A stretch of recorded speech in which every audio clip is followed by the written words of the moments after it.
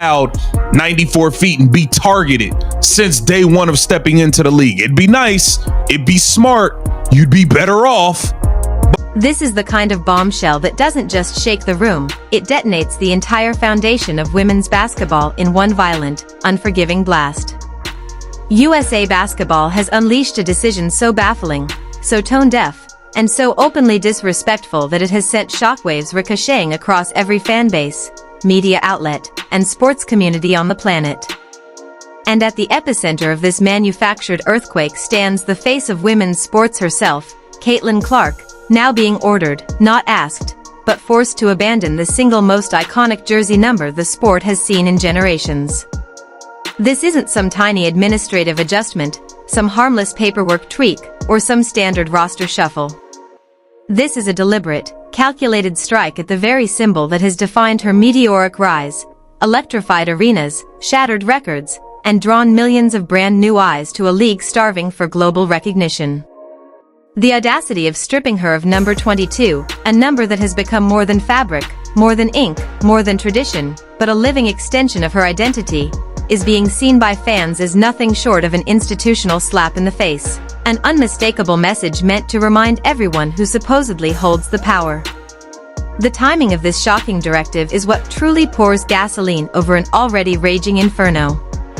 Just hours before Team USA's high-stakes training camp in North Carolina, a gathering meant to showcase unity, dominance, and the pinnacle of women's basketball talent, reports exploded online revealing that Clark would not be allowed to wear her legendary number 22.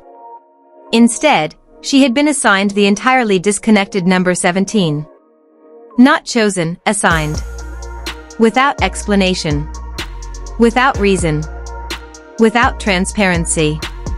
And perhaps worst of all, without the slightest regard for the global brand she has built around those two digits that have followed her from the hardwood courts of Iowa to sold-out WNBA arenas and into the living rooms of millions of fans.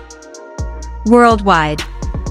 Fans immediately began pointing out an outrageous, almost insulting twist. Nobody, absolutely nobody, on the Team USA roster is wearing number 22. It is vacant. Empty. Unclaimed. Available. That single fact transformed this from a story of conflict or coincidence into a flashing, undeniable symbol of institutional disrespect. If the number is open, why was she barred from wearing it? Why the unilateral decision to cut her off from the number that has defined her journey? Why impose a change when no justification exists? This unprecedented move is already being connected to an increasingly disturbing pattern. Earlier this year, Clark was inexplicably omitted from the promotional cover highlighting the Team USA roster, despite being the most recognizable athlete connected to the program. Fans pointed to that exclusion as suspicious, passive-aggressive, and deeply unexplainable given her global impact. But now, combined with the forced number change, a far more ominous theory has taken root, that Team USA is intentionally resisting her gravity, her influence, her inevitability, that the organization is uncomfortable with how quickly she has revolutionized the sport, reshaped viewership, and fundamentally altered the business landscape of women's basketball in real time. It isn't lost on anyone that Clark's rise has threatened long-established hierarchies. She has disrupted power structures. She has drawn more attention than veteran stars who once comfortably occupied the spotlight. And in a sport where ego management, internal politics, and unspoken hierarchies run deeper than most fans ever see, the idea that her surging influence could be creating internal friction suddenly doesn't feel like speculation at all. It feels like the only explanation that fits. Make no mistake, the number 22 is not a random selection on a team sheet for Caitlin Clark.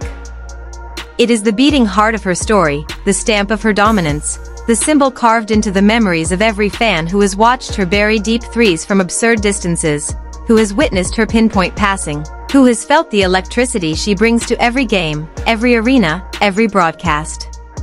It represents the years she spent rewriting the NCAA record books under the bright lights of Iowa's frenzied crowds. It represents the moment she stepped onto a WNBA court and instantly triggered record-breaking ticket sales, viewership numbers, merchandise purchases, and media engagement. number 22 is not a jersey, it is a phenomenon. And stripping that away feels like an unmistakable attempt to dilute her power, sever her from her brand, and pull her back down into a system that cannot keep up with the tsunami of influence she carries. The reaction online has been volcanic, with analysts, journalists, celebrities, fans, and players all echoing the same question: why Caitlyn? Why now, and why without cause? The irony is almost too perfect. Outside the sport, cultural icons like Lil Wayne have been loudly championing Clark's star power, praising her talent, her aura, her unprecedented reach.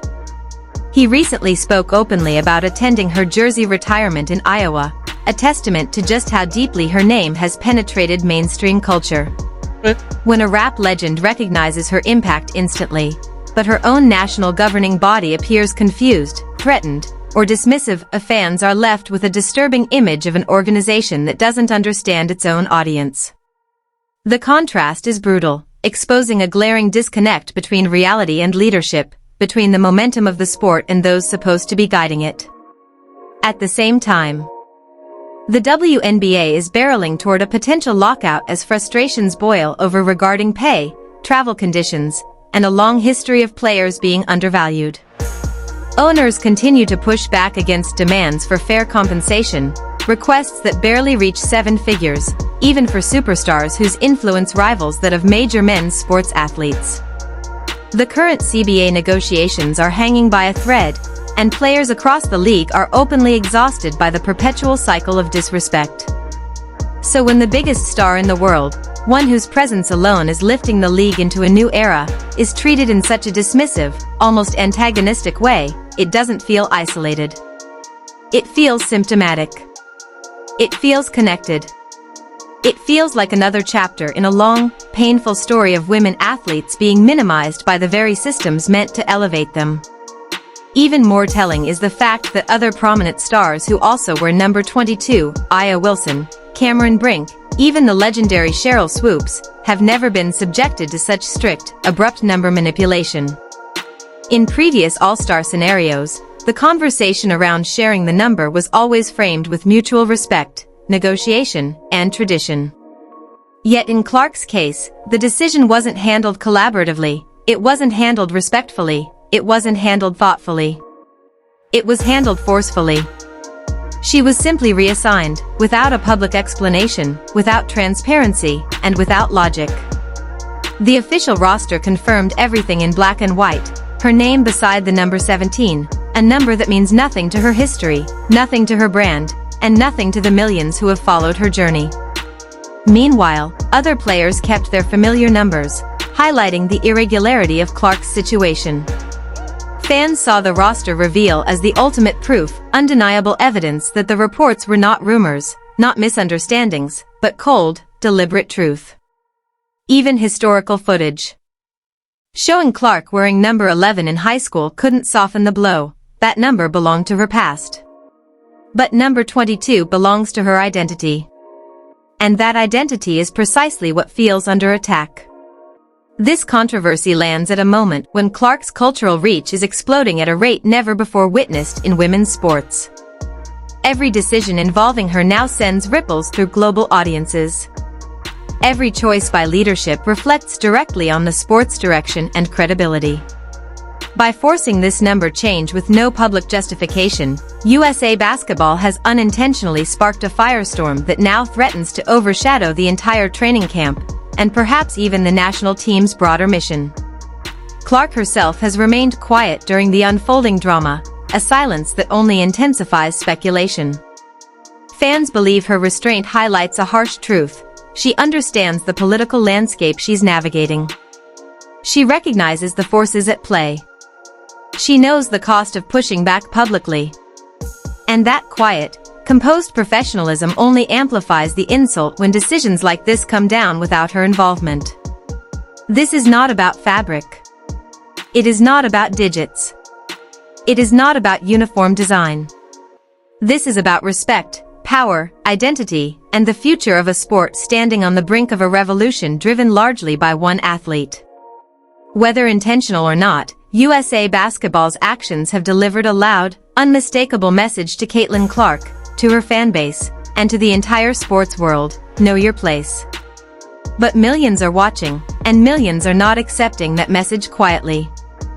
And just when everyone thought the fire couldn't burn any hotter, the situation detonated into something far darker, far uglier, and far more revealing than anyone first realized, because what came next exposed an unmistakable pattern. A deliberate stripping of dignity disguised as procedure, and it sent an even bigger shockwave across the entire basketball world.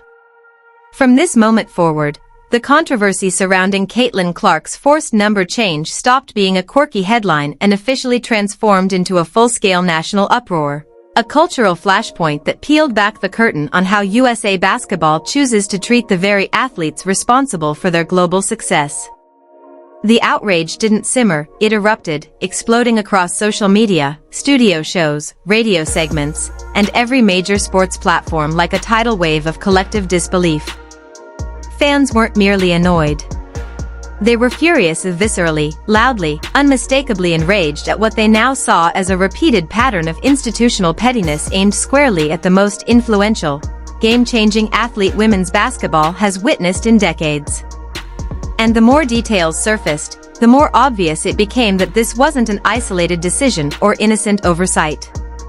No, this was the latest entry in a long, unsettling list of undermining actions and backhanded slights that have trailed Clark ever since she skyrocketed into superstardom. The deeper people looked, the more the pattern crystallized into something impossible to ignore: an organization terrified of her power, intimidated by her influence, and desperate to remind her, and the public, who supposedly controls the narrative. What made the backlash even more explosive was the stunning realization that the number 22, the very number Clark turned into a global symbol, wasn't taken, wasn't reserved, and wasn't tied to any logistical complication whatsoever. It was simply left untouched, as if USA Basketball had gone out of its way to erase the number rather than let Caitlin Clark wear it. And that detail, that tiny but massively symbolic fact, changed everything. Fans instantly recognized it as a statement, a message, a deliberate exclusion executed under the flimsy disguise of roster assignments. Analysts on national broadcasts dissected this decision with surgical precision, exposing the blatant contradictions within the organization's explanation. Meanwhile, supporters took to the internet with an outpouring of fury that made one thing extremely clear: this wasn't about a number, this was about power, optics, and the politics of a governing body that seemed disturbingly resistant to embracing the phenomenon that Caitlin Clark has become. The anger wasn't only emotional, it was backed by cold, hard evidence. Viewership data, merchandising statistics, attendance records, and digital analytics overwhelmingly proved that Clark wasn't just elevating women's basketball, she was carrying, reshaping, and redefining it right before everyone's eyes. Cities that had never sold out WNBA games suddenly couldn't keep tickets on the shelves. Television networks saw surges so massive they shattered historical records. Entire arenas redesigned seating layouts just to accommodate the new demand. Her jersey sales broke through ceilings that analysts once thought impossible for the women's league. And yet, despite her unmatched influence, despite her once-in-a-generation magnetism, despite the fact that she had single-handedly ushered the sport into a new era of global prominence, the organization responsible for representing the United States on the world stage decided, of all times, to diminish her, to push her down, to strip away a fundamental part of her identity under the hollow banner of bureaucratic process.